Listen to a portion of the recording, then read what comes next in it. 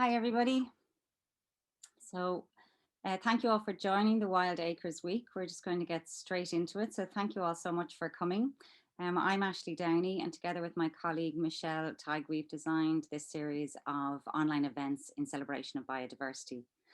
Also, hopefully, as a way to explore the importance of biodiversity, ecosystem restoration, and to further our understanding as to what role we can all play in helping to protect nature and all its biodiversity.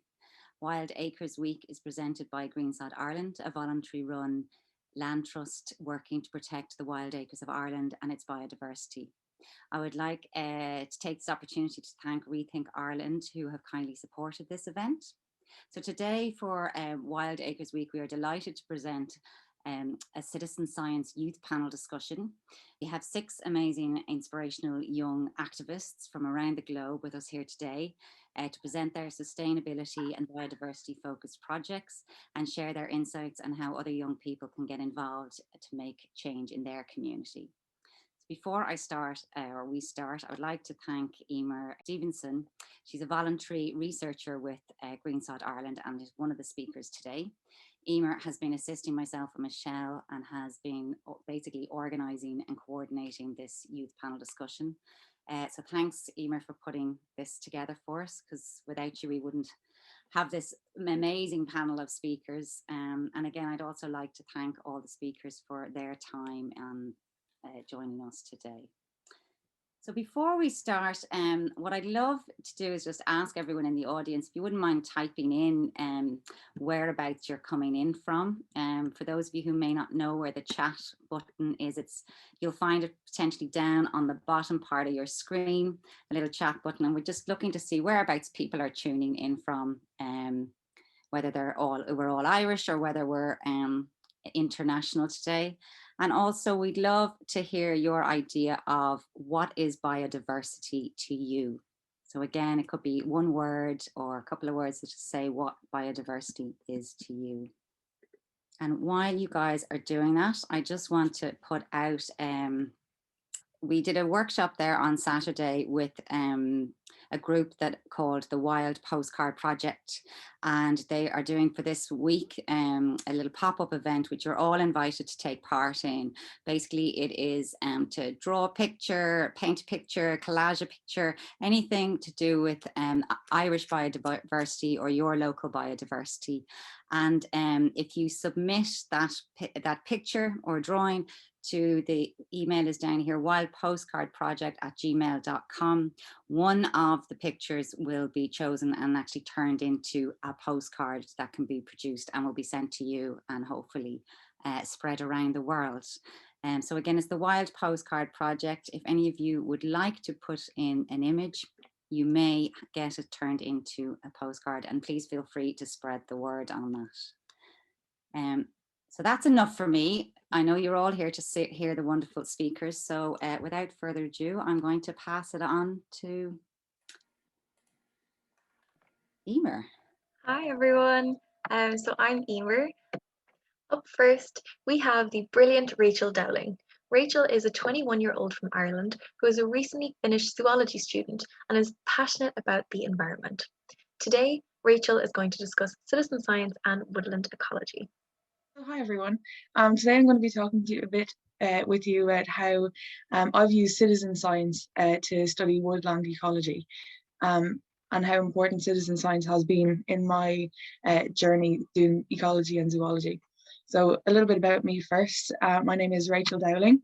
I just completed my undergraduate studies in zoology this year in NUI Galway, and I use citizen science for my undergraduate thesis in behavioural ecology. So citizen science has been with me the full length of my journey in college and beyond.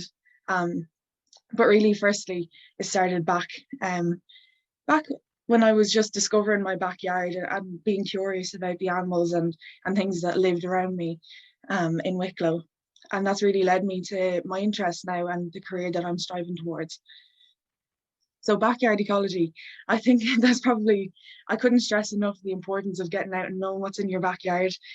So I'm from Wicklow, which is the Garden of Ireland, even though I would call it more of a lawn at this stage. There's a lot of monocultured forestry. So to exploring this forestry, I've gotten involved with citizen science, and I've kind of made a bit of a species map and gotten to know about the species that live in my forest. And this has led me to find out species that I didn't even realize lives in the forest, like pine martens and otters as well.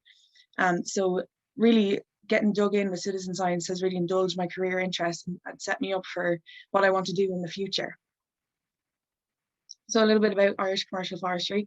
So as a lot of people would probably already know, we have an overwhelmingly coniferous and non-native forestry system here in Ireland. So you can see here, 98% of our trees are non-native. But despite this, there's still a lot of nature in our forests, and commercial forestry has even been tied to the recovery of the red squirrel and the pine marten. And these studies have actually largely used citizen science as well. But in order for this recovery to be sustainable, better management is definitely needed, and citizen science can be used to do that and to monitor our commercial woodlands, because people care about their backyards and they do want to help. So you see here our red squirrel. So using citizen science can be really helpful. And one of the apps that I first got started with was the National Biodiversity Data Centre. So it's really fun to be a part of the national database. And you can see here in the picture with the map, these are all logs that I've made in my woodland, finding out what lives there, what plants and animals.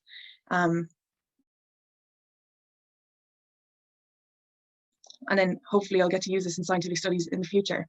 And one of the best things about citizen science is that it's flexible and it's free. And it's a great outlet to be able to have for aspiring ecologists. Because of how flexible it is, you don't have to clock in, you do it at your own pace, and you don't have to pay for it, which is brilliant as well. So the National Biodiversity Data Centre, they run competitions and challenges throughout the year as well to keep you interested, and you can always check back on the animals that have been seen throughout the country from other citizens as well. So this is less about woodland ecology here, but I did use citizen science, as I said, in my undergraduate thesis. So I used an annual citizen science behavioural data set to study how sea turtle behaviour, loggerhead sea turtle behaviour has changed due to human activity. So this was used entirely, I entirely used citizen science here, and uncovered how human activity has changed how turtles have interacted with one another. And this actually uncovers that there's a gender bias strategy in sea turtles in this area of human activity in Greece, whereby females are becoming antagonistic where they wouldn't usually be. So it's behavioural ecology it's very useful for as well. So some resources that I would suggest for aspiring ecologists, as I said earlier, your backyard is probably the most valuable thing to you. Even if you do live urban or in a housing estate, being able to root around and get used to what's in your garden is probably one of the best tools for anyone who's aspiring to be an ecologist in the future, with plants and animals as well, of course. Getting a trail camera was really good help for me as well, because a lot of our animals are diurnal or nocturnal, and they're very elusive as well. So it's great you can get a cheap trail camera on Amazon and set it up and find things that you never knew lived in your backyard. That's how I found out that otters lived in my local forest, and I lived there for 20 years before I realized that. So it's definitely a great ally. All of you here tonight will have signed up for this seminar on Eventbrite, and I feel like there's probably a free seminar for every day of the year. There's so many of them. I know in my college society and Animal Ambassadors NUI Galway, I ran a 12-week series of free seminars. So there's always great options for people who are willing to find them, and as well there's plenty of free apps as well. So iNaturalist is a great app for anybody aspiring to be an ecologist. I think that especially with plants and things, being able to photograph and find exactly what you're looking at is a great help. And iBird and Animal Tracker as well are really great. So another way of engaging with citizens was through the Climate Ambassador Programme. So that's run through Untitled, which is the National Trust in Ireland, and that's a great be able to engage with citizens of different age groups as well, and be able to hear loads of different opinions, and to start climate-based projects as well. So it's a great way of getting a broader knowledge of climate science and trying to kickstart your own ideas. And there's lots of free seminars here as well. And hopefully we're hoping later in the year through the Climate Ambassador Programme that there will be some in-person events as well. Fingers crossed.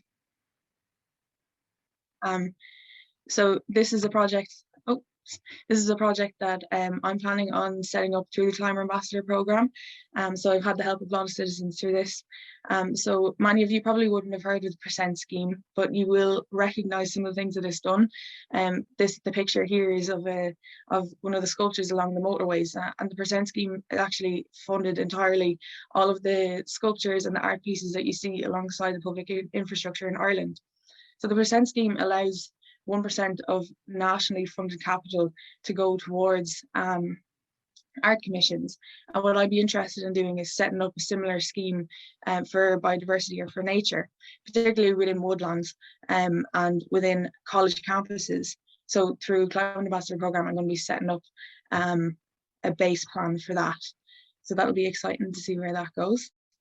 And then lastly, just to tie it all together, I'll be working as a research assistant to study soil acidification and tree diversification in commercial woodlands and how that has affected arthropod communities. So it really just goes to show that citizen science has carried me through the whole way, and that it's been a great help, and it's really allowed me to focus on my plans for the future. So yeah, that's it. Thank you so much. Next up is Summer Snell, and Summer is a 22-year-old student from England, and she is truly an inspiration. Summer is now going to explore various eco tips and how to use verbal frames in science communication. Hello everybody, welcome to my short presentation on kind of science communication. So a little bit about kind of what it is, why it's important. So you've got here, so yeah, we'll start off with a little bit about me, but don't worry, I won't talk too much about myself. I'm going to talk about what people think of, like kind of public perceptions of the term activism, why framing is important, the term our ocean, attitudes, recommending follow-up actions, and engaging with our oceans. Let's get started. So this is a little bit all about me. So I worked at the National Marine Aquarium, which is the largest aquarium in the UK, for almost 4 years, working as part of the Ocean Conservation Trust. And it was an incredible job. I worked as part of the kind of public engagement team. So I literally just chatted to people about fish, which was super fun. I feel very, very privileged to have had a job like that. And it was amazing. I led, as you can see in kind of the bottom right hand corner there, I led anything from kind of like big kind of shows, as it were. You can see me at the front there with a little one, helping to explain to people. I think it was about scuba divers or something. That was always a very popular show people enjoyed. Or, you know, it'd be like one-on-one conversations, you know, and my main kind of passion, I guess, and my main mission within my job was just connecting people, just engaging people with our ocean, because it's so important to kind of create that connection and that engagement first before kind of encouraging people to look after our ocean, because they need to know why it's important, and kind of you want to foster a love for it first, because, you know, as Jacques Cousteau said, people protect what they love, and that's, you know, that's really, really true. So this is a little bit about me. The bottom left hand side there, I was part of the World Oceans Day Youth Advisory Council, and I got an incredible opportunity where I went to the European Parliament in Brussels, and I spoke with some very important people in a small room there, and that was really interesting. I kind of explained to them that the messages, the research that they were doing, obviously incredible, and I was in such awe of the people that I was sitting in a room with. It was really exciting, and our kind of message we decided for me to share was to have kind of young professionals, so a group of kind of young people who would kind of take the research, break it down into kind of more understandable terms, as it were, and just allow it to become more accessible for people, really. So that was kind of my main message, is just kind of using young people to kind of be kind of that science communicator, as it were. So science communication, obviously majorly important. this kind of short little presentation is kind of going to draw a lot of my own experience, but it's also going to draw some points from this here. So this is the Framing Nature Toolkit, and I cannot recommend it enough. There's a QR code there that you can scan that should take you straight to the toolkit. It is incredible. It's really, really fascinating toolkit, and it just helps you understand how important words are. Obviously, science communication, it's very kind of almost self-explanatory. Obviously we know words are important, but how is using certain words going to have more of an impact than using, you know, other ones, for example. So really, really interesting. So I definitely recommend that a look as well. So this is what we're going to start off with. This is a little kind of screenshot almost of one of my favorite TV shows, which is Brooklyn Nine-Nine. And I think we all kind of, we laugh at this sort of thing, but we all kind of agree that, you know, it's always quite relatable. So do have a little look at that, because that really does make me laugh, and it's so true. It really is. And that, you know, environmentalism and being an activist can be terms that, you know, people kind of struggle to kind of understand. So this is the research I've done. Is I've just looked at what people thought of when, you know, kind of public perceptions of the word activist and activism.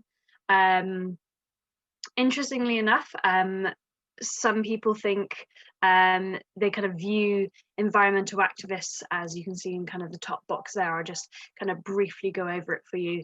That, you know, stereotypical environmental activists can be, for example, militant and over righteous, and how, you know, it can be really tricky, you know, kind of teaching people about the ocean and kind of helping them understand kind of their behaviors and that, because, you know, this is how we're viewed, you know, this is how we're viewed as activists. Sometimes, you know, it kind of gets to the point where people are much more likely to take advice from people who don't come across as kind of stereotypical activists, and just kind of having a conversation with people. So it's interesting when you're talking to people, if the people you're talking to, you know, if they engage with the ocean, if they connect with the ocean by simply eating the animals that live there, then kind of messages such as, you know, avoiding certain fish to eat and stuff, that can be a little bit tricky, because for those people, obviously that is the biggest way that they connect with their ocean. So just worth knowing how people view kind of activists before, you know, kind of jumping into kind of the nitty-gritty stuff, as it were. Framing, really important. So I used to say, oh, sharks aren't scary, whereas in actual fact I should be saying something along the lines of sharks are misunderstood, because despite me using the word aren't, I have just put the word shark and scary in the same sentence, which is very tricky, as you might imagine, because, you know, you can't kind of use those words together without kind of associating both of those words. And then, yeah, as you can see, it's kind of contradicting your point rather than actually supporting it. This one's a really interesting one. This is using the term our ocean.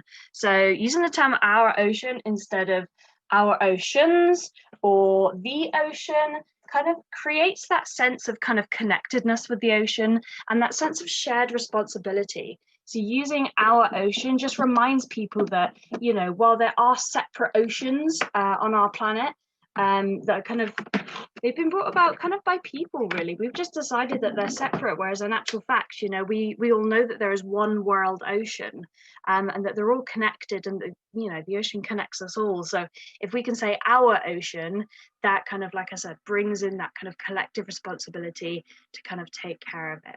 All right. This one here, attitudes. So I found a lot of certain activists can be very negative, which it, you know, research shows that it does nothing to kind of encourage people to want to help, you know.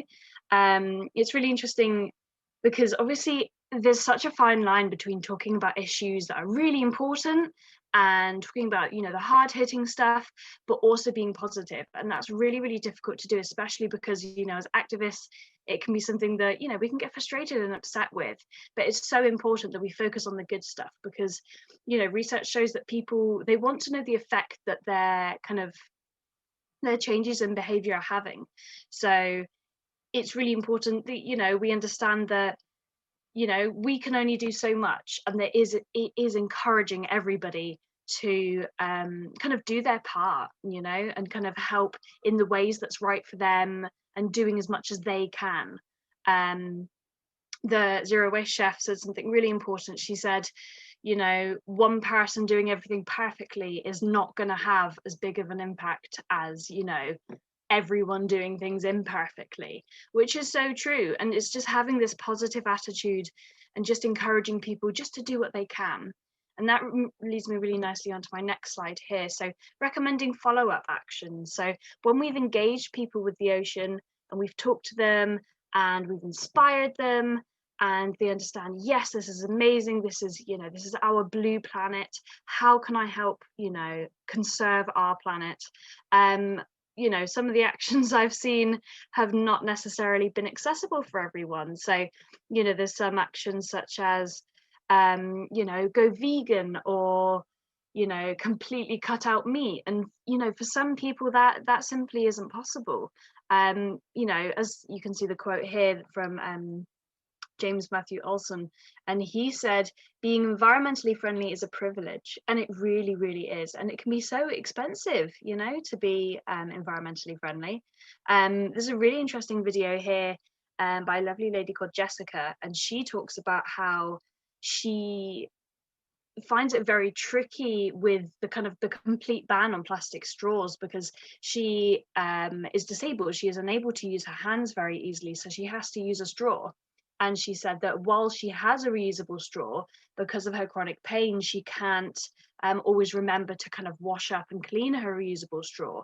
So when it does come to her needing a drink, she's unable to drink it with her reusable straw, and using a paper one for her just isn't really an option, because she takes quite a while to drink and she has to go through lots of straws. So kind of having plastic ones there are just, you want to give people the option, so not necessarily putting them out on display, but having them there if people need them. So just making sure that, you know, all the kind of things that we're recommending to people, we're understanding kind of how those people are able to help, rather than recommending things and just hoping that they can do them. So kind of recommending, you know, kind of getting to know how people can help first. So here are some really, really ideas to kind of get people started.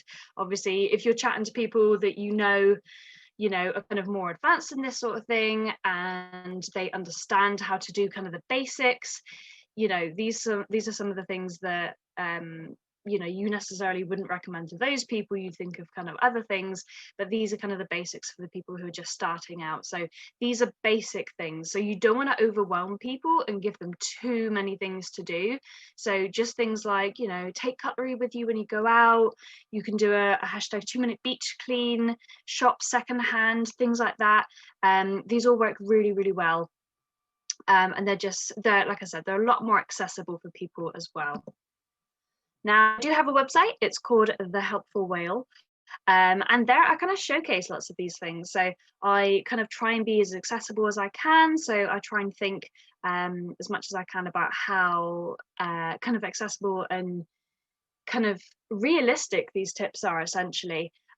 Because, you know, not everyone has all the money in the world, unfortunately, to do, you know, everything to look after our planet. So these are just some little things which, you know, they're just all in one place, just so people can have a little look and just see what other things they can do. So if you're struggling for ideas, there's some more ideas on there, and hopefully I will be updating that website over the summer holidays when I do have a little bit more time outside of university. Okay, and this is kind of the best thing, really. You just want to engage people, you know, you want to connect people with the ocean, because, like, kind of jumping back to that positivity thing, we all know about the issues. Like, the issues surrounding our ocean are very prevalent, and everybody kind of understands them.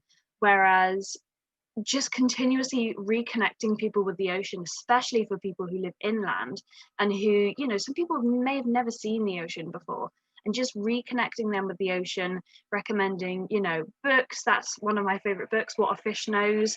That's a great book for adults. So just, you know, while you're chatting to the little ones about, oh, you know, you can watch Octonauts or something, for the adults, you can be like, oh, and you guys can read this.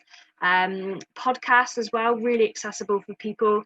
Even simply just listening to the soundtrack of these things and just kind of, you know, just relaxing, just use it to kind of as a moment of mindfulness. And then, you know, you guys might have heard already, there's a really interesting website called Zooniverse. And this is a little bit of citizen science. So people can actually do their own kind of almost scientific research in a way. So they can help out, you know, by watching camera traps and helping scientists to collect data that way. And that's, you know, like I said, that's a really accessible way for people to get involved with science from their own homes, especially during the coronavirus pandemic as well. But the best way to engage people with our ocean, obviously we've got our books, we've got podcasts, we've got recommending TV shows. The best way to engage people with the ocean is to make them smile, is to simply make them smile. So funny comics, jokes, everyone loves a fish pun. This is one of my favorite comics, The Life of Sharks, and it just makes me chuckle. It really, really does. And this kind of, it gives people something to remember, you know, and as long as you can create that impact, you know, they can always go off and find, you know, some ways to help our ocean or, you know, things like that. So as long as you're just connecting people, you're making people smile, I think that's all what we need at the moment. That's kind of one of the best ways to connect people with our ocean. And that's pretty much it. So here are my social media handles. And thank you so much, guys. I really hope that helps. I'm going to be putting more information, like I said, on my website soon. So I'm going to create a whole other PowerPoint about this and put all the information on there. So do feel free to read about that when that goes up later on in the year. Thank you very much, guys, and I hope you have a really good day. And now we have Lydia Rishi, a 19-year-old from Gothenburg in Sweden. Lydia is truly an amazing advocate for our wonderful planet, and today she's going to share her experiences as an activist. Thank you so much, Eimear, and thank you to Green Sod Ireland for inviting me to talk today along this amazing lineup of speakers. I think I should start by introducing myself real quick. So my name is Lydia. My pronouns are she and her, and I'm 19 years old. I'm originally from Austria, from Vienna, but I moved to Gothenburg in Sweden 2 years ago to study marine science at the University of Gothenburg. And other than that, I'm an activist with a focus on the ocean as well as climate and environmental justice. And that last part is kind of what I'm here to talk a bit more about today. So the question I will try to answer is, what is activism? What does that mean?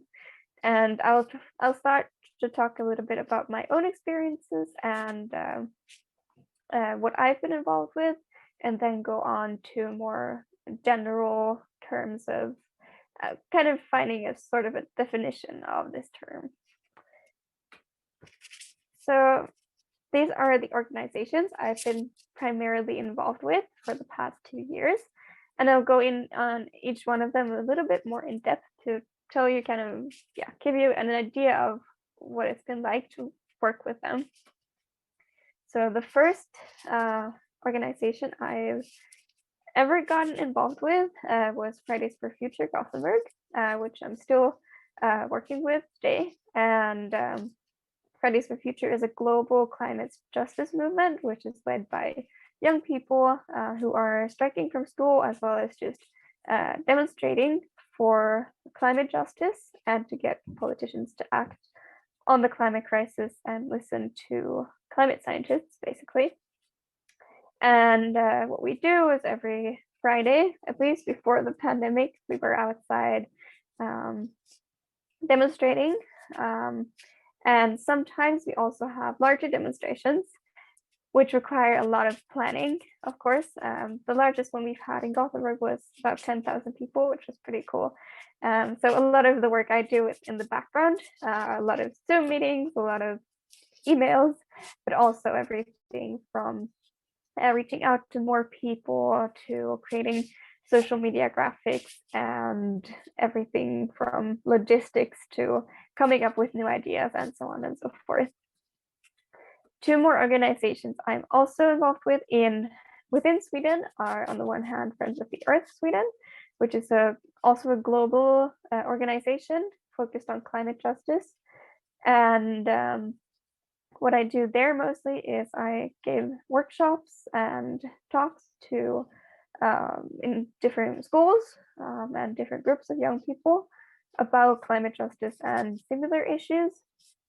And I also sometimes manage their social media account and a little bit of this and that, you could say.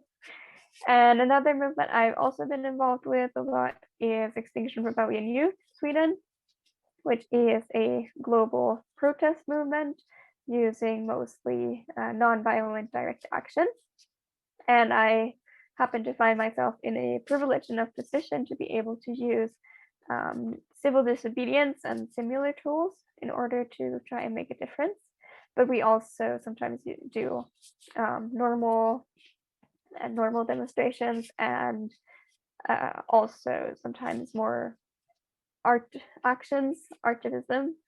So what I do there mostly is I work with outreach, so trying to get more people to join the movement and find their own ways to get involved. Internationally, I'm a part of two networks. The first one is the World Ocean Day Youth Advisory Council, which is how I know Eimear. And we are 25 young people from pretty much all over the world who are trying to get more young people involved in ocean issues, as well as, of course, to celebrate World Ocean Day. But we also do different kinds of advocacy work throughout the year. And then the other network I'm a part of since the start of this year is the High Seas Youth Ambassador Network with the High Seas Alliance.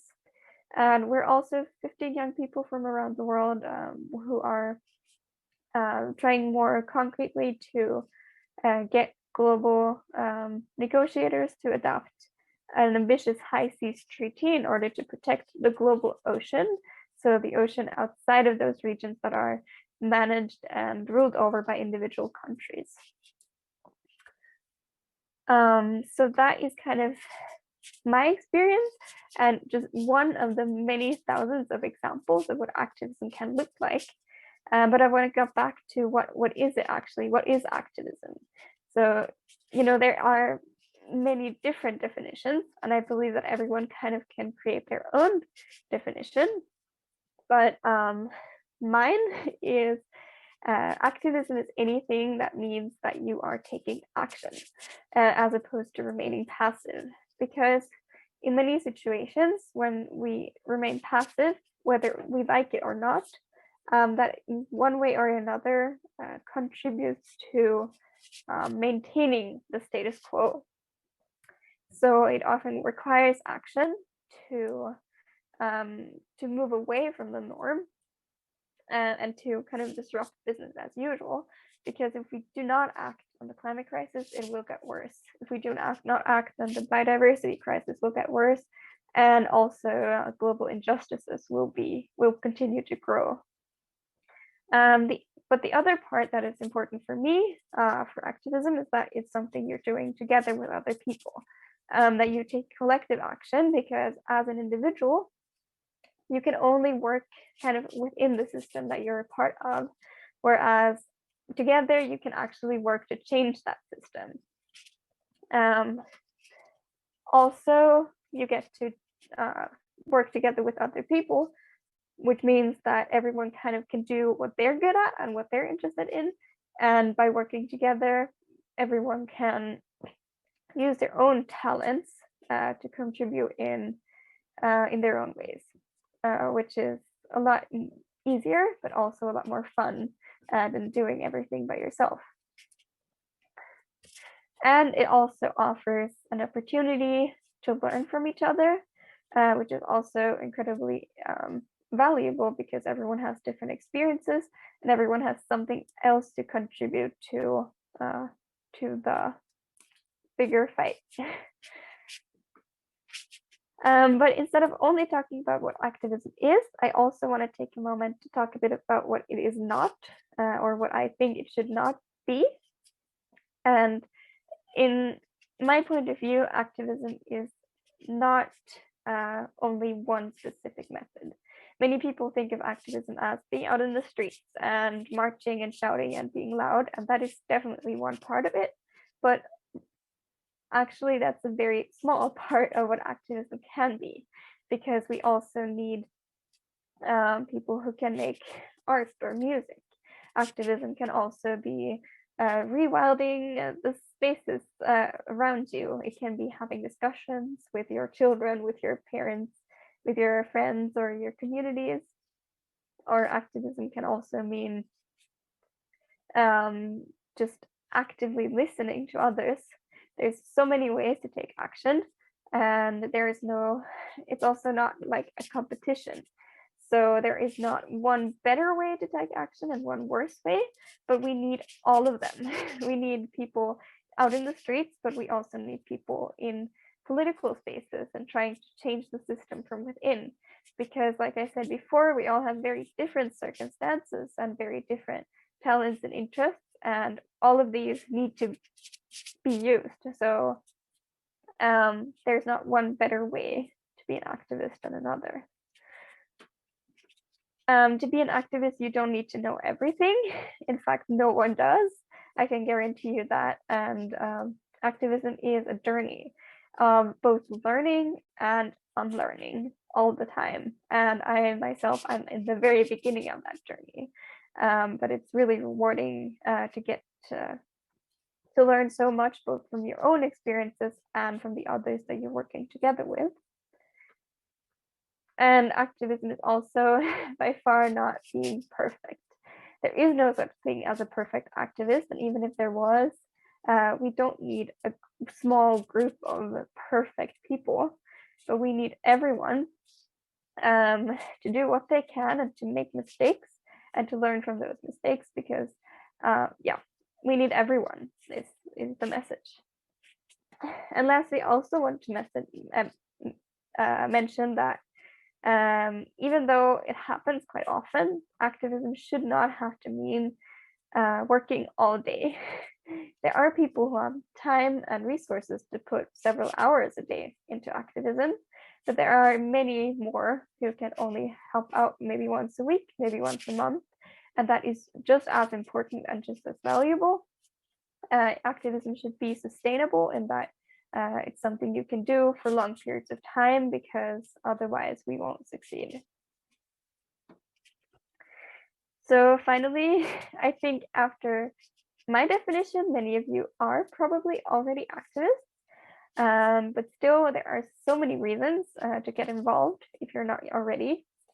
And one of them I do want to mention is that getting to choose to be an activist is a form of privilege, because for many people, activism is a survival strategy, and for others, simply surviving is a form of activism. So being able to choose to be an activist in the ways that fit you the best under your own conditions is a really great opportunity that I think we should use. But also it's incredibly fun. I've made so many amazing experiences through this journey, which I'm, like I said, only at the beginning of, and you get to meet so many amazing people. I've had the best experiences with networks of really caring and accepting people who really do everything to work together, and also learning from each other, from people who really know what they're doing, and getting to learn skills and that you would never learn in school or at university or the like. So like I said, everyone has their unique role to play, and everyone is needed, and that's why I think that being an activist is more than worth it. So that's it for me. Thank you so much for listening. Now for Laura Massaveriba. Laura is a 21-year-old from Zimbabwe who is a passionate environmentalist. Laura is now going to share her work in both science communication and research. Take it away, Laura. So my presentation is on conservation through education and innovation. Protecting the planet is so important, and there's so many ways to do so, including through education and innovation. There's some other ways to contribute to conservation, such as literal field work, where pollution is concerned, for example, picking up litter and everything. But especially in this COVID era that we're living in, it's a lot more difficult to get out into the field and to do some hands-on work. But there are other ways to still contribute and find ways to conserve our planet and conserve the environment. And some of those ways include education and innovation, which is something that I have been doing. So education, one of the ways I raise awareness on conservation is through article writing and workshops. So there's an article I wrote about the interdependence of the health of the planet as well as the health of humans, just trying to explain how is the health of the planet related to the health of humans, and in that way try to illustrate that there's a mutually beneficial relationship that exists, where if the health of the planet deteriorates, that ultimately will affect us. So it's educating young people and other people who read these articles that it's very important to be part of the movement that works to conserve the planet. I've also written another article on the effect of climate change, especially on marine life. And again, how does that come to affect humans, and emphasizing on the need to maintain and restore the equilibrium that exists between human health as well as the health of the planet. So the workshops that I also participate in, there was one I participated in this weekend. It was Youth-a-thon, hosted by World Ocean Day, that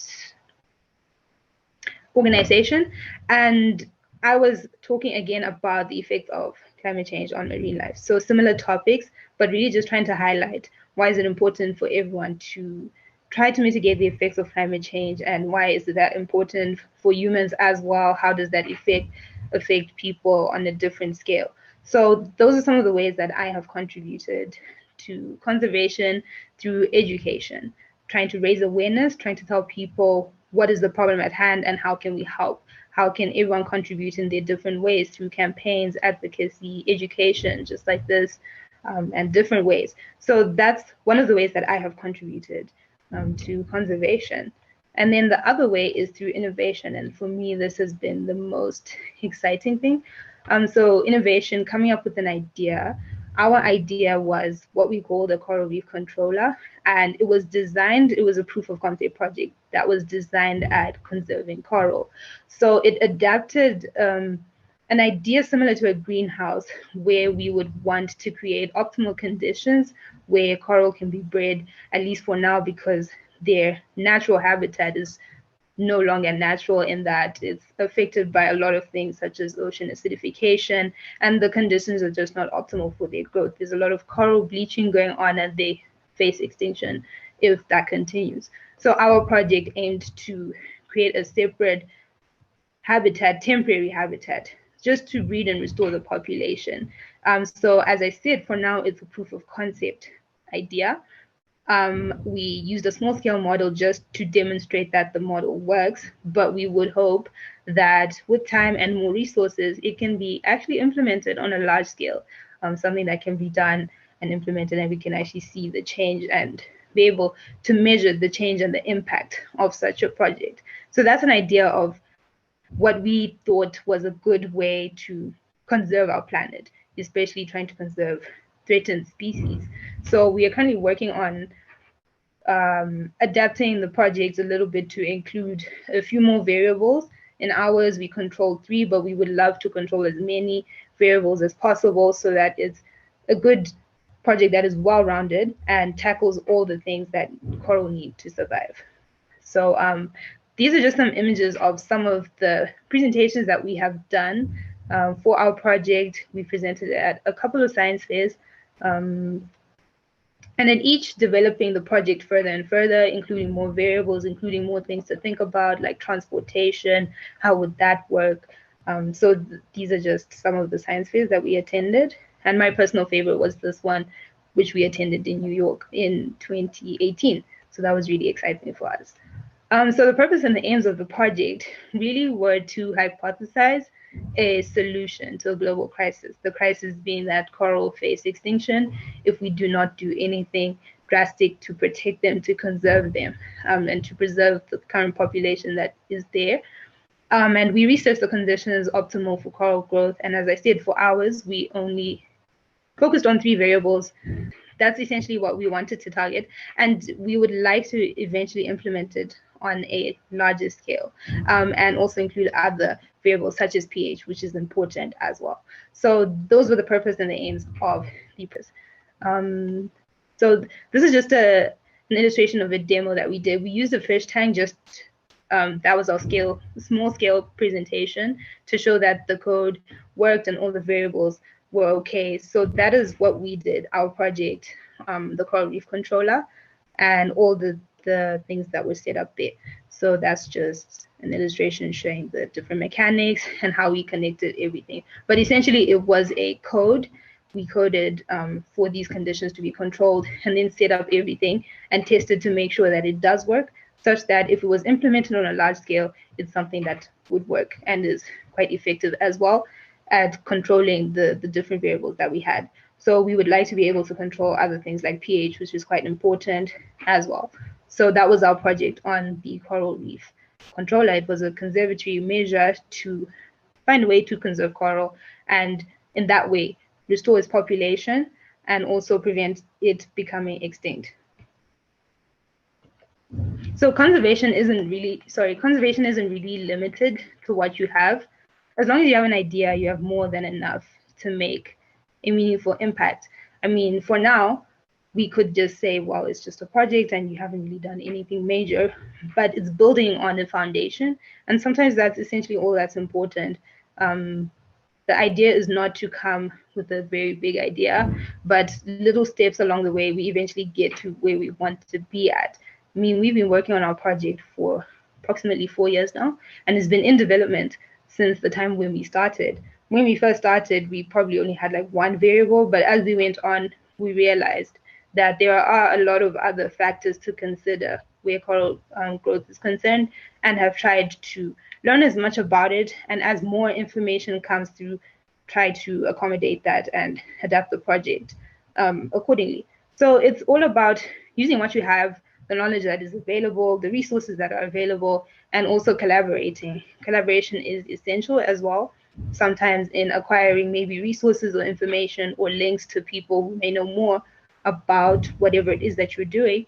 And in that, we are all conserving the planet that we all live on. So it's important for everyone to contribute in whichever way that they can to conservation. And especially now where it may be a bit more difficult to do the conservation that we're so used to, like field trips, we can still educate other people. We can still come up with brilliant ideas and find ways to conserve the planet. There's so many problems that exist at the moment. And for as long as there are problems, there's always a solution. And you never know, you may be the one to the solution to something that may come up or that already exists, but no one knows what to do with it.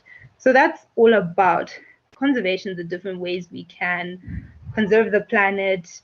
And education and innovation, as I've just illustrated, are just 2 ways to conserve the planet, or at least help in the fight for conservation and protecting the planet. So thank you for attending my talk. That was about me and the work that I have done. A lot of my work can be found on my LinkedIn page, in my featured or in the published section.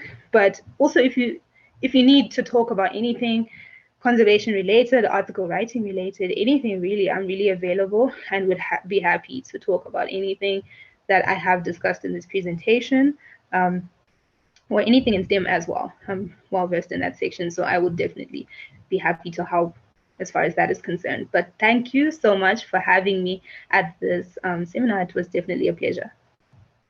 Next up, we have Lucy Skelton, all the way from Australia. It's actually after 3 a.m. now for poor Lucy, so we really thank you for being here and for sharing your experiences. So Lucy is a 19-year-old advocate who is now going to share her experience in environmental and social justice. Hi everyone, thank you so much for having me. I'm so excited to be here today. I'm going to be sharing a little bit about my journey and how I got into activism and how I got into my advocacy work, and sharing with you how you can get involved in some of the similar things that I did, and try and go from there essentially. Hi everyone, my name is Lucy Skelton. I'm 19 years old. I'm currently in Canberra, Australia, and I'm passionate about social justice and environmental issues. So where I want to be starting today is, and the reason I want to kind of start and I have this view on it is I just want to say that anything I've done that it is so important to recognize that everyone has struggles and everyone faces challenges, and just to kind of get back up again. So I know I've certainly done that quite a few times, which is the reason I put that there. So essentially my activism started, I don't have a particularly environmental family or anything like that. I'm still teaching my mum how to recycle, but I started learning about these issues within primary school and then in high school, and I felt as if I just wanted to take every opportunity that I could. So for instance, in year 7, so I'm not actually sure how the school systems work where you are, but when I was about 12, 13, there was a climate conference at my school, and that was the first time I had actually ever learned about climate change. At the time, I remember thinking that I must be the only one who doesn't know about this, or how isn't this on everyone's lips all the time? Why aren't we talking about it? Why aren't people doing things? Because up until that point, I hadn't seen much about it. And when someone said greenhouse gases, for instance, I thought of a literal greenhouse where you grew literal green plants, which was my understanding of it at the time. But what I did was I got involved within just local community things. I got involved within my school's environment team. And that was the first really chance of meeting other people who cared. Because prior to that, I was just I cared, but I didn't really know how to act. And then over time, I've kind of just learned through the team. But through the team, I got more and more opportunities with further organizations. So I've worked with groups from across the world within environmental advocacy. I've worked with species extinction, within conservation. I've worked in social justice within girls education, for instance, across the world, mental health, and lots more like that. And that was all through just meeting people and wanting to get more involved. The next thing I want to kind of talk about, so firstly, got involved within schools, then I got involved in more organizations. Another thing I want to say there is that you may think to yourself that because I'm a young person, older people may not want to trust me, or they may not want to have me within their organization and things like that. But I've come to learn that being a young person within the social justice environmental world is one of the biggest strengths you can have, because people want to help you. They want to be able to upskill you, and they want to be able to give you those opportunities.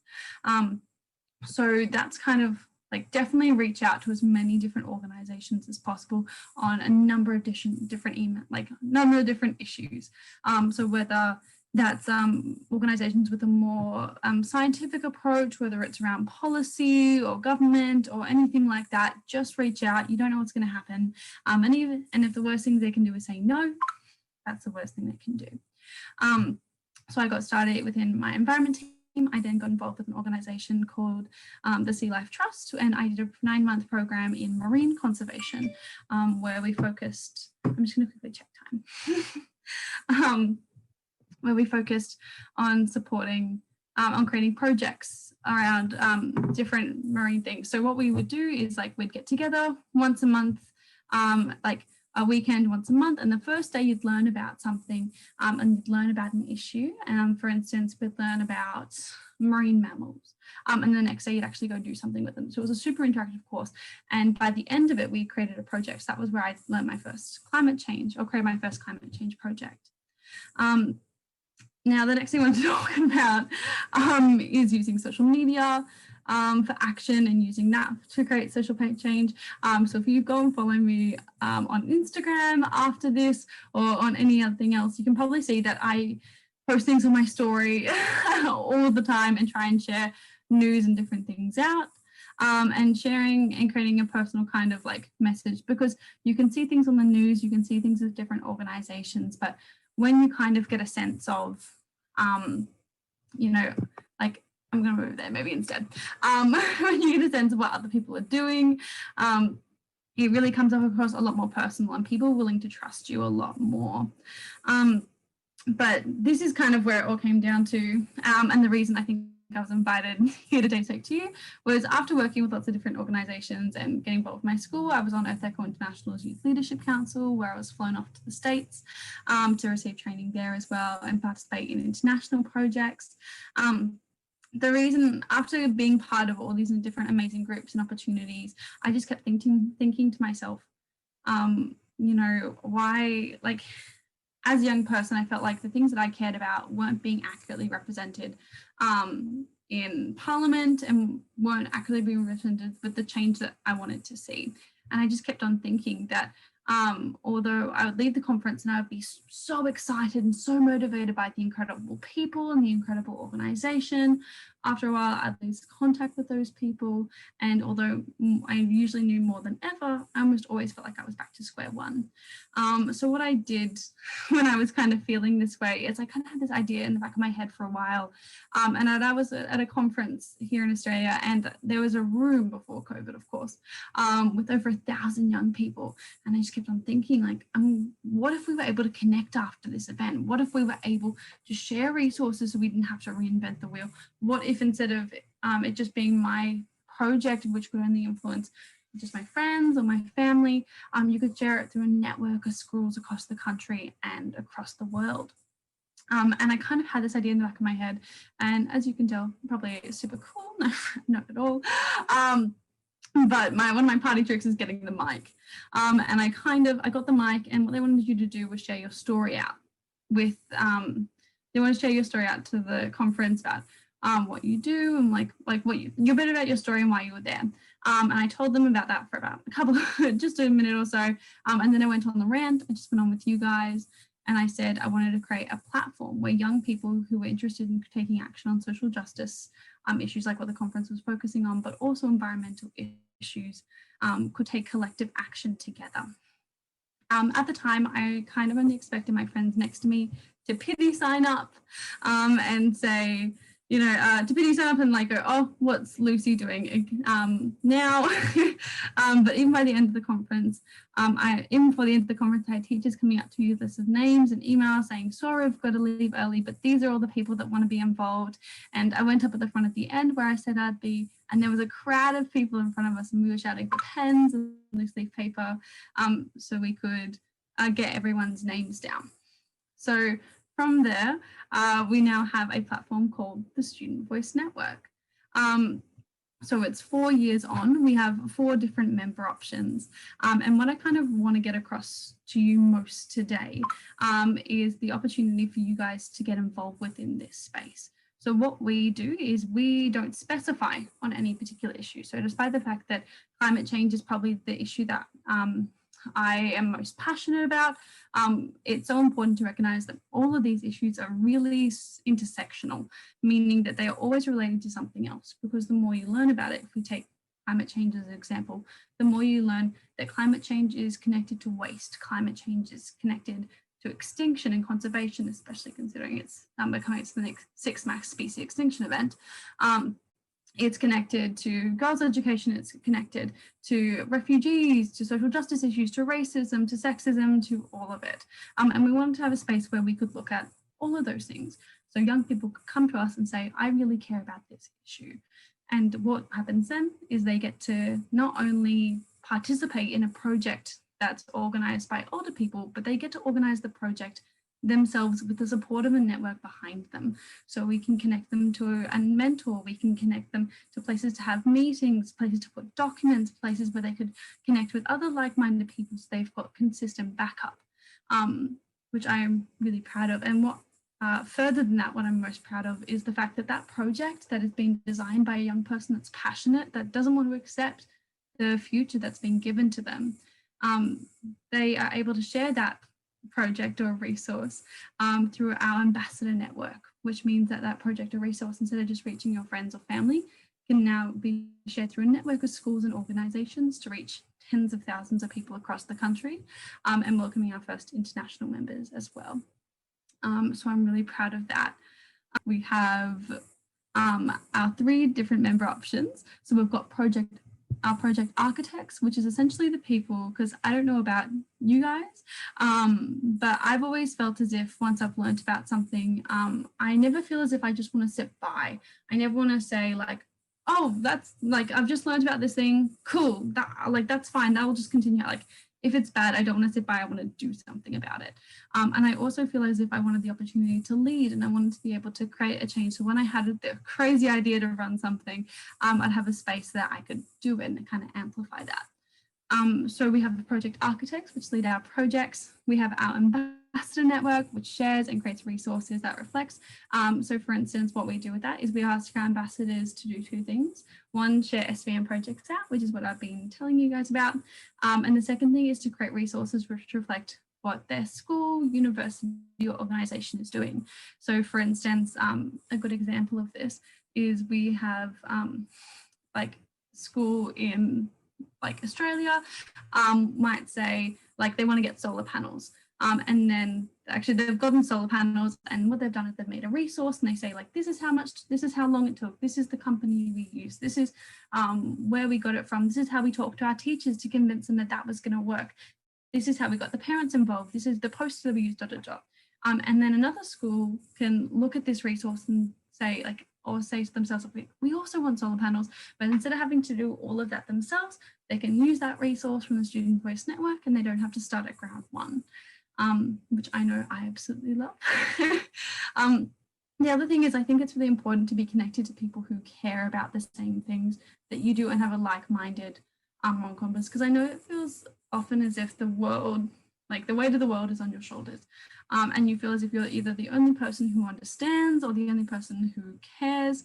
I remember when I learned about climate change for the first time, and I felt my heart drop. I felt it sink. I felt as if everything I'd ever done had been contributing to something that I didn't even know existed.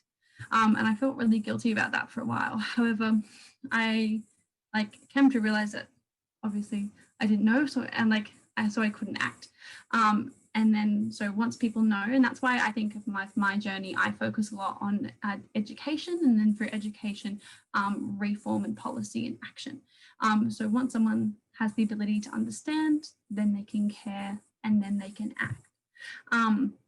But back on the tangent I was on before that one, we've got teams. So being connected to people who care about the same things you do. So something that's really nice is that instead of saying to the people around you, hey, care, and then getting kind of vague responses possibly within the Student Voice Network, you can hop onto a call and say, hey, I care about this, and everyone will go, oh my goodness, tell me about it. Or what should we do, or ... which I think is really nice. The other thing is that it's free, so no one has to pay. We don't have any financial part of it. It's virtual, so no matter where you are and no matter where you came from, as long as you've got access to a Wi-Fi signal, you can have access to all of our resources and be part of any of our teams. And then it's run for young people by young people. So we have a lot of empathy when it comes to exam times, or when it comes to mental health, or maybe you've got other commitments, because how would one of us in leadership ever say, how dare you take time off for exams when we're doing the exact same thing? So very empathetic in that, and we really try and create a really safe space for people who care about issues and want to do something, because I know that I don't want to accept a world where we don't have a safe climate future. I don't want to accept a world where we don't have the same species in it because we didn't take enough time and action, and the government let it pass for more economic gain.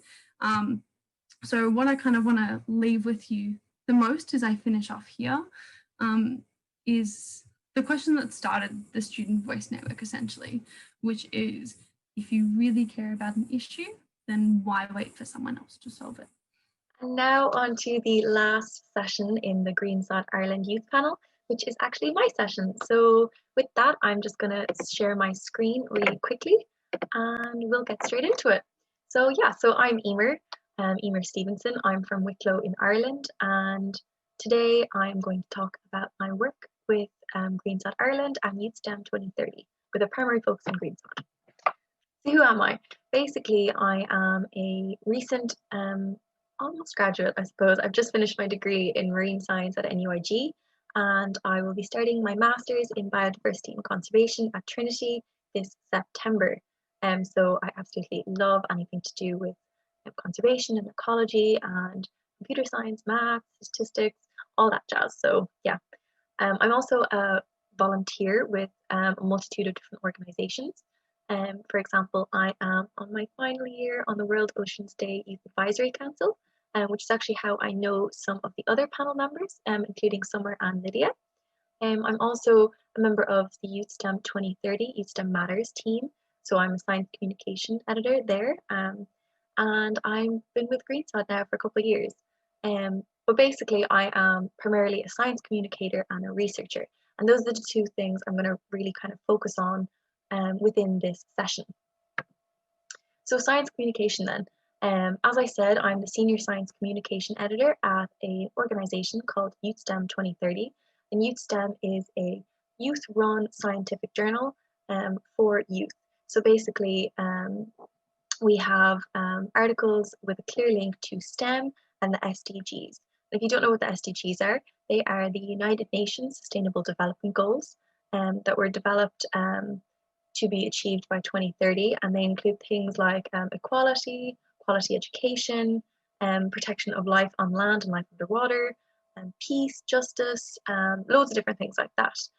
So all of our articles have a link to both STEM and the SDGs, because after all, everything is connected, and you can easily talk about quality education, physics and climate change all in the one article, surprisingly enough.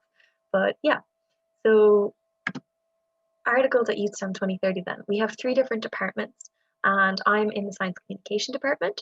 So basically I help authors with articles that kind of try to explain science in an easily understandable and accessible and equitable manner. And we have loads of different types of articles. For example, there are interviews. So if you want to chat with your teacher or lecturer or an organization or friend or whoever it might be, you can kind of annotate and account your discussion with them on this journal. And there's also experience articles. So again, if you've done, maybe volunteering or an internship or attended a seminar, and you want to share that experience and kind of help other youth to kind of explore those regions and those, volunteering and things like that, then you can do that as well. We also have feature and perspective articles, as well as news and case studies. And all of these kind of basically focus on a topic within STEM and kind of just explain it and discuss it in more depth. We also then have research and review article sections. So the research articles are where you literally talk about the research that you've done. This could be lab work you've done in college or in secondary school. Could also be your thesis that you've just finished in college, or whether that could be a solo project that you've tested all on your own. Review articles then are somewhat similar to kind of our feature pieces, except they're more scientific based. So basically you will review a load of papers on a topic, and you'll kind of synthesize an idea about that. So why should you actually partake in any of this? Why write a science communication article? Well, first and foremost, they really help to inspire people because they not only educate people, but they share your passion when they read it. Because it is so clear when someone is excited and passionate about a topic in their written articles. And that really does help to encourage people to learn more and to partake in more efforts, whether that be movements to help climate change or social justice or whatever it may be. It also helps to spread awareness on topics that maybe are not communicated very well, or maybe aren't really talked about very often. And it also helps to share your own experiences. As I said, we have an experience-based section within the science communication department. So if you have done something that you're really proud of and that you're excited about and that you want to tell other people about and educate them on that experience, you can do exactly that, and you can share your own passions. If you're extremely passionate about sustainable fashion or sustainable fishing and the impacts that has on different areas, write about it and publish it, because people want to read that. People genuinely do. So it's kind of nice to have that opportunity to write science communication as a youth, because a lot of the time you don't really have that opportunity to publish it on an international platform as YouthSTEM 2030 allows. So yeah, if you're interested, you can head to the website. It's www.youthstem2030.org, and you can submit an application to publish a science communication, review, or research article. So with that then, we'll move on to the Green Sod Ireland work. And I've been a volunteer with Green Sod for about 2 to 3 years now. And this past year, I've been super lucky to have actually been kind of recognised as an ecological researcher. So basically, Green Sod actually fully funded this ecological research project that I had.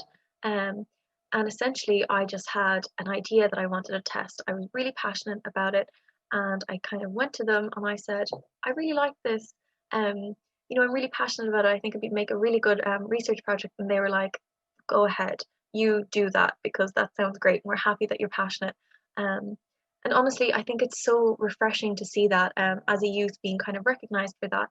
And it just goes to show that even if you are young, if you have a topic that you're passionate about, that you care about, that you're excited about, you want to test an idea, you want to make a project, you want to do something in STEM or whatever it may be, go out and do it, because there are organizations that not only respect and care about youth opinions and ideas, they actually want to help you implement them and create those and see those come to life.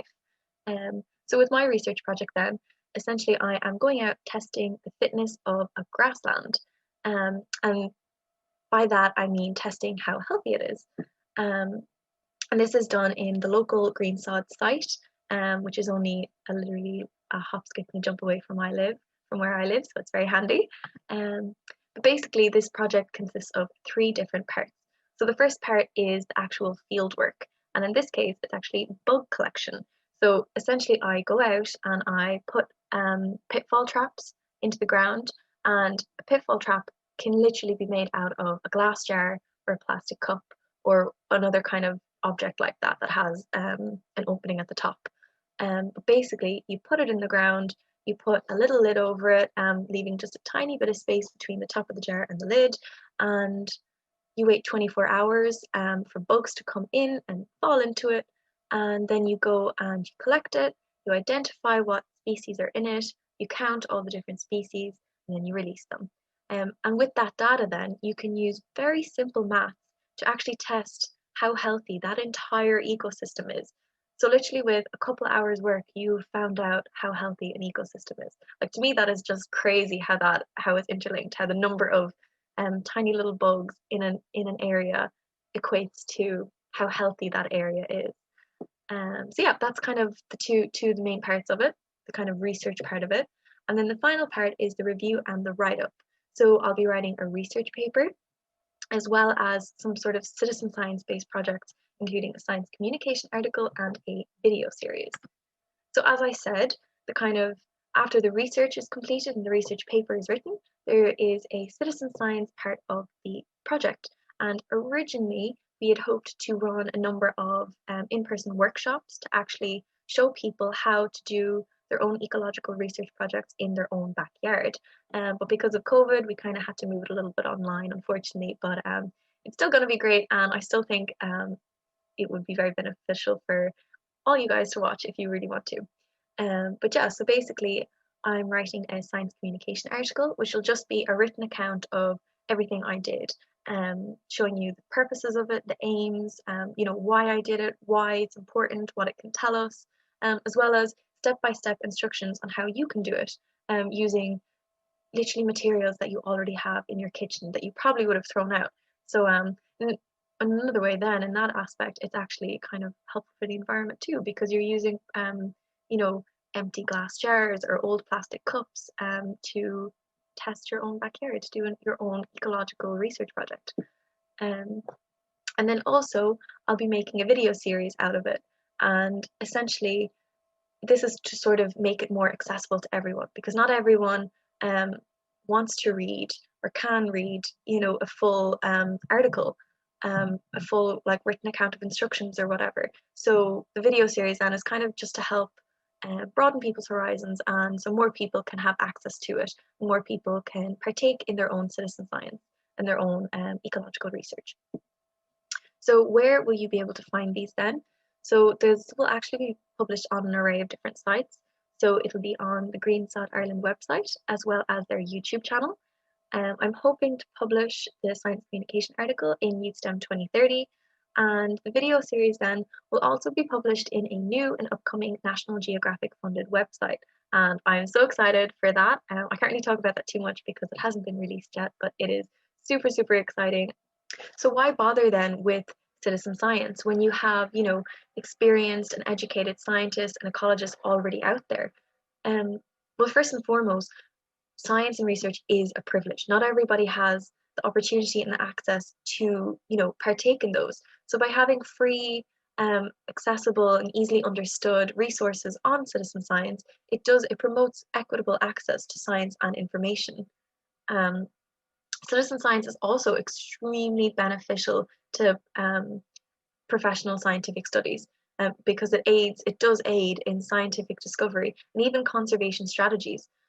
Actually, Rachel, as you heard earlier, discussed that how she used purely citizen science for her thesis, for her research project. And that's not a rare thing either. Many scientists rely on citizen science information and data to complete their research projects. They don't rely on it fully, they rely on it at least a little bit. So it is extremely important. And oftentimes citizen science is very simple. For example, with the Biodiversity Data Centre, they have the opportunity where you can log species that you find. This could literally be you going on a walk, you see a red squirrel, you say, oh, there's a red squirrel. 2 seconds, pop it online. And that little thing that takes 5 seconds has a massive impact on the scientific community, the scientific understanding, and indeed conservation strategies. On top of that as well, citizen science helps to bring communities together, and it helps to achieve some of the 2030 UN SDGs. And as I spoke about those earlier, the UN SDGs are the Sustainable Development Goals developed by the United Nations to be achieved by 2030. And they include things like quality education, what else do they include? Life on land, life underwater, climate action, loads and loads of broad, diverse areas. And citizen science actually helps in almost all of those categories. So it's extremely important resource and tool. And my top tip after this then is simply to go for it. If you have a project or an idea that you're passionate about, that you want to test, that you want to produce, go for it. Because conservation is genuinely a diverse and exciting practice with a place for everyone. Whether you're interested in sustainable and ethical fashion, or sustainable agriculture and fishing, or maybe you're interested in technology and sustainable energy sources, whatever it is, there is a place for you. And there are so many different ways that you can be involved in that conservation practice, whether it's writing a scientific article, writing a science communication article, or doing your own research. Just go for it. And the likelihood is that we're all going to fail at some point. We all have failed at some point. The most important thing is to just keep going for it. Don't lose your passion, because you will get there. You absolutely will. And with that, I just want to thank you so much for listening to my session, and also for listening to the whole Green Sod Ireland youth panel. I really hope you enjoyed it, and thank you so much to everyone at Green Sod for making this possible, and to Michelle and Ashley for the entire Wild Acres Week. It was absolutely brilliant. And please stay tuned now for a Q&A session with the panelists of the Green Sod Ireland youth panel now. That's brilliant, Eimear. Thank you so much for hosting all that and for all the speakers.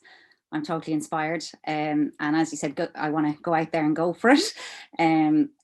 Yeah, I'm not going to speak very long. I've been scribbling down notes that there was just so much information that was given to me, like Rachel talking about the back garden ecology. I found that really fascinating. I'm also a climate ambassador leader based in Wicklow, so we should hook up.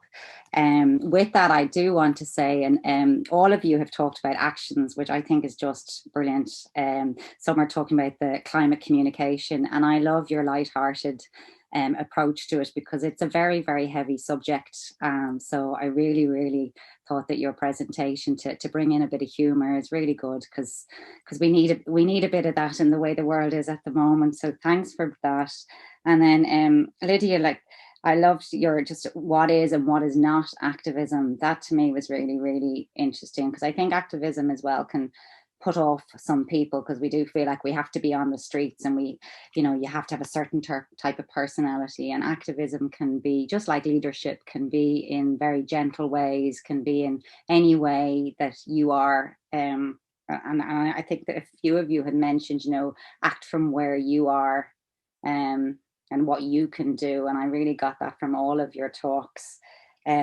Laura as well, talking about the power of education and innovation, and her wonderful coral reef project there. And if anyone actually wants to read more about that, Laura has a blog that's just going up tomorrow on the Greenhouse Culture website, which is just greenhouseculture.ie. So again, if you want to read a little bit more about that project.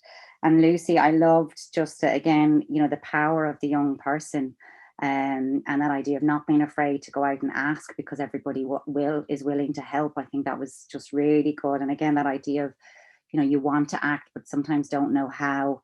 And I think that speaks into then what Eimear said about just go for it. If you have an idea, really do just go for it. And I loved, again, Eimear, you're talking about the science communication, again, which kind of echoed what Summer was talking about, and the power young people have.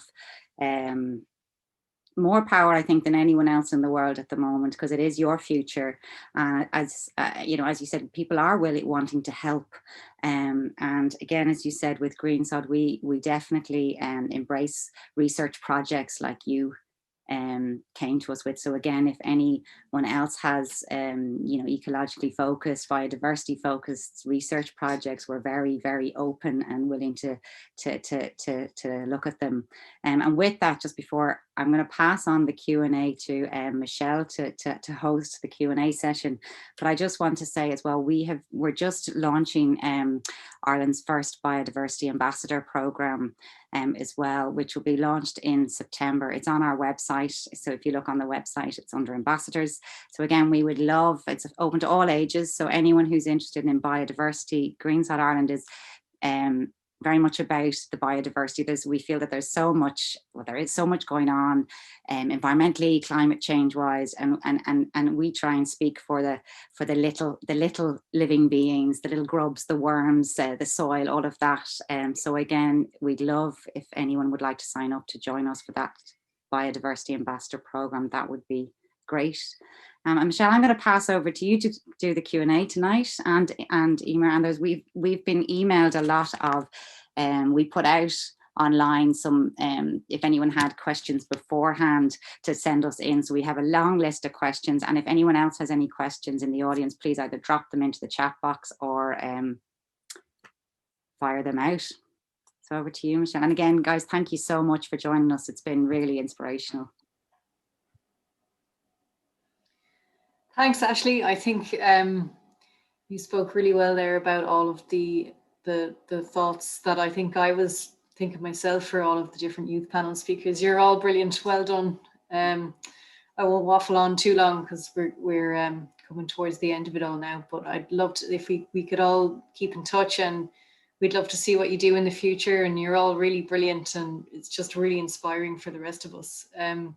So we do have a list of questions here for our guest speakers, but before I do that, I just wanted to check if there's anyone who'd like to put their hand up or put anything into the chat box themselves with a question, just before I start. If not, I can just go ahead with the questions, and if you have anything, I'll try and keep an eye out on the chat. So one of the first ones that I'm going to do some general questions for any of our guest speakers. So if you want to take it in turns answering, what has been your biggest challenge and how have you overcome it? So that's actually a massive question, isn't it? Start with an easy one, why don't you there, Michelle? We'll go very, very philosophical, very, very fast, I think. I think my biggest challenge is probably even getting through the very beginning stages of college is definitely my biggest challenge, because for a lot of people starting off that are interested in biological sciences, you have to go through the general science kind of route. And for me personally, the chemistry and math side of things aren't for me. So getting through that and trying to stay motivated to stay on track to get to zoology and to get to the niche that I wanted to study in was probably the biggest challenge that I had to overcome. But in saying that, it was hands down worth it. I ended up having to go through a lot of back roads and a lot of back doors, but yeah, it was definitely worth it in the end. That's fantastic. That's a really great point of view to get there, because like there's so many different routes to go down, especially what you're specializing in and all of that different information that you have to learn. So yeah, I can totally understand that. I'm just so impressed with it all. I'm kind of gobsmacked, to be honest. So I'll keep going with the questions. Could anyone tell us what has been their favorite experience as a youth in environmental work? I know you've kind of all gone into those different things about all the cool people you get to meet and everything like that, but does anyone have anything else they'd like to kind of highlight there? Can everyone hear me? Sorry, it's Lucy here. I just haven't got my camera on because it's 4 a.m. around about where I am. And I did not, I just look atrocious. Is the main point there.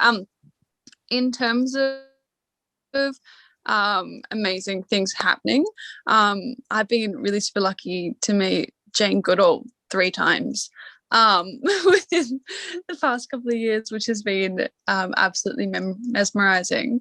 But otherwise, from a more personal level, more so having experiences like, for instance, I did this thing once where we did a petition at my school, and we were really upset about this mine that was going to be built next to the Great Barrier Reef. So we were like, we'll get a petition started, and we were like, we'll go stand at the school gates, and anyone who walks in, we'll ask them if they want to participate. And almost every single person that walked in wanted to sign it, and we had crowds of people at the school gates because people were so. So it was just kind of a really lovely moment of seeing how people who might not always make a whole lot of effort to act in a sustainable manner, when given the opportunity, would do something. So I really liked that. Well, that's just amazing that you've met Jane Goodall as many times as you have. That's just class. Well done. I think as well, it's great to hear from yourself, Lucy, but everyone else too, about how there is so much response out there to the work that you're doing. And I can't remember who said it earlier, but someone was saying that you don't have to be working 24/7 on activism. Like, you can be doing a couple of hours a week or a month, or there are people dedicating themselves to it full time. But it is wonderful to hear that there is a lot of people responding in their own ways to the work that you're doing and work that they're doing themselves. And we've certainly found that we're getting great responses here for our Wild Acres Week as well, which is wonderful. So thanks for that input. We do have a question here in the chat box, so I'll just read it out. In this week, when the UN and the EU are both driving on biodiversity and ecosystem restoration, but the Irish government still are not, are people getting involved to drive the Irish government into action on biodiversity? So that's a very good question. Is there anyone who'd like to give that one a shot? I know I used to kind of be involved in a lot of kind of like government kind of programs like Stop Climate Chaos with Chokra and things like that, but I haven't been as involved in that side of kind of activism and conservation in a while. But at the same time, I do myself and a lot of other people I know are kind of constantly emailing TDs about that exact kind of plan, trying to drive the government to kind of implement a better sort of regulation and protection of biodiversity. So yeah, that's kind of all I'm doing at the moment, is just kind of constantly speaking to TDs and politicians saying, please do something, please. But yeah, and just kind of sharing it around on social media, trying to spread awareness and things like that. But yeah. Yeah, and I think because I've been very involved with forestry since I started being interested in ecology. And one of the things that I would try to push for, hopefully, is to reform the Wildlife Act, because it doesn't really suit a lot of our animals, and it allows, in Irish forestry, felling is allowed to happen during the nesting season for birds, but also ties in with the breeding season for our rabbits, our squirrels, and our pine martens as well. So I think that reformation of the Wildlife Act is something that we should definitely strive towards. And as well, in my presentation, I said about the % scheme for nature. And I think that would be something really positive to try and push for as well, because I think that publicly funded capital should have to be dedicated, at least in part, to biodiversity and nature as well.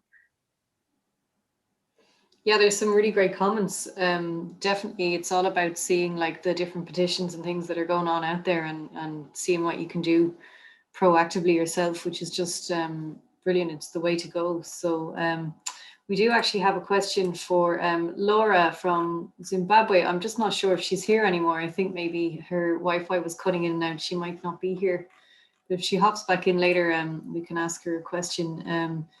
And then we'd have a question for Summer, if you're here. Yeah. Hi, Summer. Thanks for joining in. We have a question. What encouraged or inspired you to create the Helpful Whale?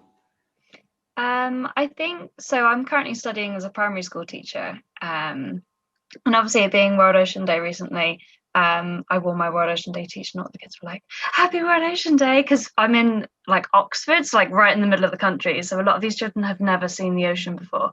So it's really nice kind of connecting them. And that was kind of one thing I was really worried about when I started university to study to become a primary school teacher, is that I wouldn't lose this connection with the ocean, but I wouldn't be able to continue the work that I was so passionate about. Because obviously I would love to be a teacher and my classroom's going to be covered in sea-themed decorations, but I really wanted just to keep going with all the kind of tips and tricks I'd picked up through the years, and just kind of have them in one place. So it's kind of a nice thing for me to do in amongst all my my teacher planning, and it's quite nice just to, when I find something new, just to throw it on there. And as I said, it's a work in progress, so I'm still kind of getting there with it, but it's definitely something that it just kind of helps reaffirm that connection, with the ocean when I don't see it on a daily basis now, unfortunately, while I'm away at university. So just kind of reaffirming that connection and just kind of helping me continue the work that I love. That's great. That's really inspiring as well. We actually have a comment in here just to say that the dedication and energy of the panel re-energizes those of us who are older and grayer and brightens the future of the world. And I couldn't have said that better myself.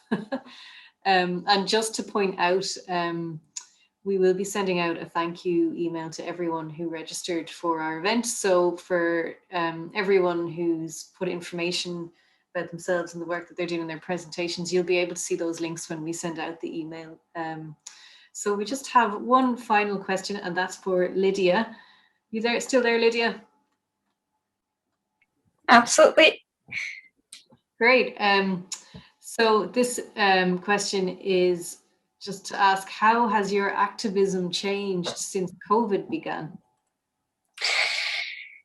I mean, I won't say it's been easy because I do a lot of the part of activism that involves getting outside and being a lot of people in the same place, which is exactly what you cannot do. But I think it's led us to be a lot more creative and kind of find different ways of taking action, and also creating more networks to other organizations, which has been pretty valuable because the past year has just been everyone in my space realizing that we need to incorporate different issues in our activism in order to succeed as well. So I think it's on one side limited us and what we can do, but on the other side kind of broadened the way we think about what we do. And so there's always the good and the bad side. Absolutely, and that's brilliant.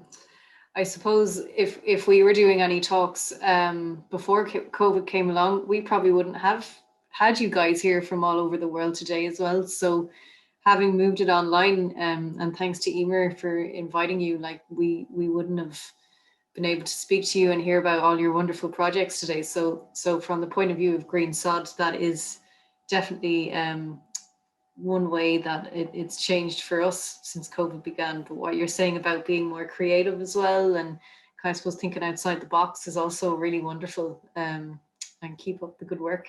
Thank you. I can see we have a hand up here from Thomas, so we'll just leave it at the last question then, because we're going way over time here, but it's because it's so interesting. So thank you guys. So work away there, Thomas. Well, for a start, I'd like to point out how brilliantly they spoke and the enthusiasm, but I'd also like to point out that there's a lot of projects and sowing trees and rewilding and that, but simply by speaking, you're changing the world. I mean, you get people to listen. If you speak to a group of 50 and you only reach 2 of them, then tomorrow there's 3 of you speaking. And I think that's where the youth has the power to sort of get out there and bring more people on board. And I think on that subject, just to point something out that I feel is the language is very important. I mean, yesterday there was a talk and the word war was used. Now, don't get me wrong, to a certain degree, it is a climate war. It is, you know, action is required, but those are negative words. No more than activist. In some people's book, activism is very close to terrorism. You know, we have this, and there are people who can use that and sort of roll their eyes and say, that's just them. And I think they need to use better language. I think people need to research their language. I mean, i.e., I think they should describe themselves as revolutionaries. They're climate revolutionaries. They're starting a revolution. We don't want to go to war with anyone. We want to bring them along with us. And if you look in countries where speaking will make a change, like the United States, revolutionaries are praised. If you look in France, there are monuments to revolutionaries. People don't want monuments to war. So I think rather than activist, they should adopt a sort of more milder but still powerful, you know, sort of, you know, I'm a climate revolutionary, come join the revolution. You know, war is I'm against you, I'm trying to stop you. And that's not what it's about. We want you to see and you to come along and, you know, become a member of the team. So I do think there needs to be a lot of work on the actual physical language use, because at the end of the day, words are more powerful a weapon than we'll ever have. That's fantastic, Thomas. I totally agree. A climate revolutionary. I think that's the way forward. I think you may have come up with a new trend for us to follow there in terms of how we describe the work that we all do individually. I can see Summer, you have your hand up there. So if you want to jump in, go for it.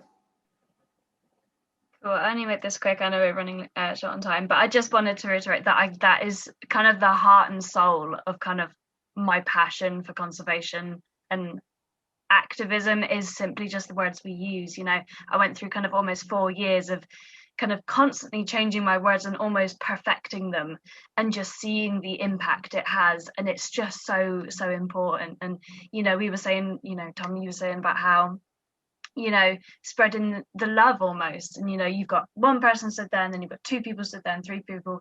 And it is just about people, and it's working with people and not against people. So always, you know, talking about the hard hitting issues and kind of the negative stuff, but mainly focusing on the positive stuff, on the stuff that's come of the changes, you know, that people have made. And it is, yeah, it's working with people, it's not working against them. And it's just understanding the language we use is just so important. Thanks for that. I think that's all really powerful stuff. Just for an ending note, we really wanted to give our youth panel a voice for the future, for themselves and for us and for everyone. And we're really deeply thank you for being here today. We really appreciate it. And one thing that myself and Ashley really wanted to do with our talks and our workshops that are on this week is to celebrate biodiversity. And we did want it to be a celebration because we do need to look at the world around us and see how much wonder there is in beauty, and just really appreciate it and not just focus on the negatives the whole time. So you guys have helped us do that this evening, or whatever time of the day it may be. Thinking of you, Lucy, in Australia. So thank you very much, guys. And finally, we had a guy called Paul speaking from the Wild Bee Sanctuary of Ireland on Monday night. And just something to think about before we go is he actually said he doesn't even use the word biodiversity these days when he's talking about his work and his passion. He just uses the word nature. So that's something to think about as well.